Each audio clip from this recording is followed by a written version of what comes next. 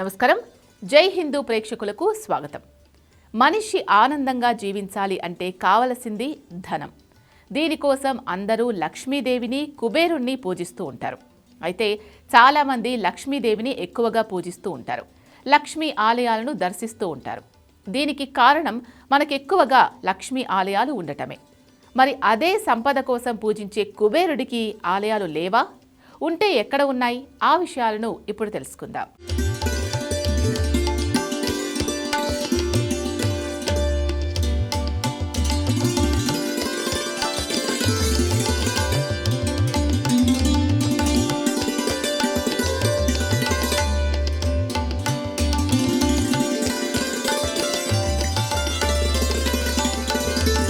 దేవభూమి ఉత్తరాఖండ్లో అందమైన పర్యాటక ప్రాంతమే కాదు, అనేక ఆధ్యాత్మిక క్షేత్రాలకు నిలయం కూడా.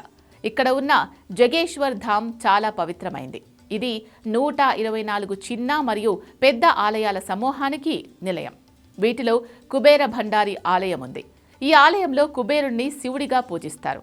దీని వెనుక ఉన్న రహస్యం, లింగ రూపంలో కుబేరుడు ఎందుకు పూజలు అందుకుంటున్నాడు, పురాణ కథ ఏంటి తెలుసుకుందాం.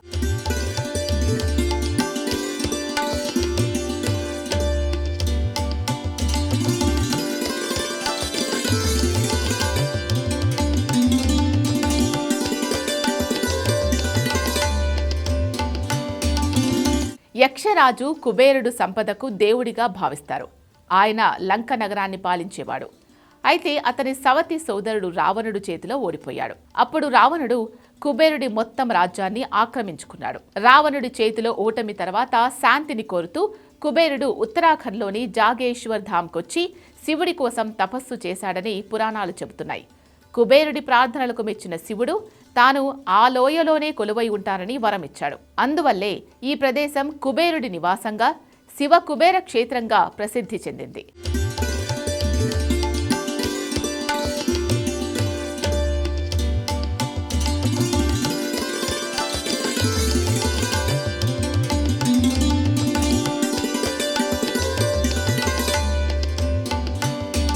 సంపదలకు అధిపతిగా సంపదను పంపిణీ చేసే బాధ్యతను కలిగి ఉన్న కుబేరుడు లక్ష్మీదేవికి సహాయకుడిగా పరిగణించబడుతున్నాడు.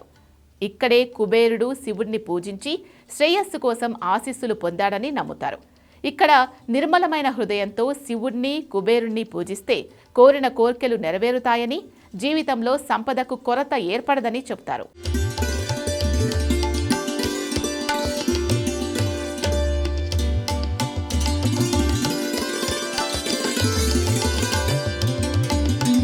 కుబేర ఆలయం రేఖ శిఖర నిర్మాణ శైలిలో నిర్మించబడింది మరియు ఇక్కడ ఏకముఖ శివలింగం ప్రతిష్ఠించబడి ఉంది.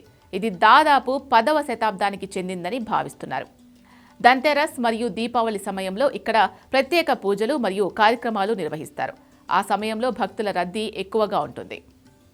భక్తులు తమ ఆర్థిక బాధల నుంచి విముక్తి పొందడానికి మరియు సంపదను కోరుతూ ఈ పురాతన కుబేర ఆలయాన్ని సందర్శిస్తారు.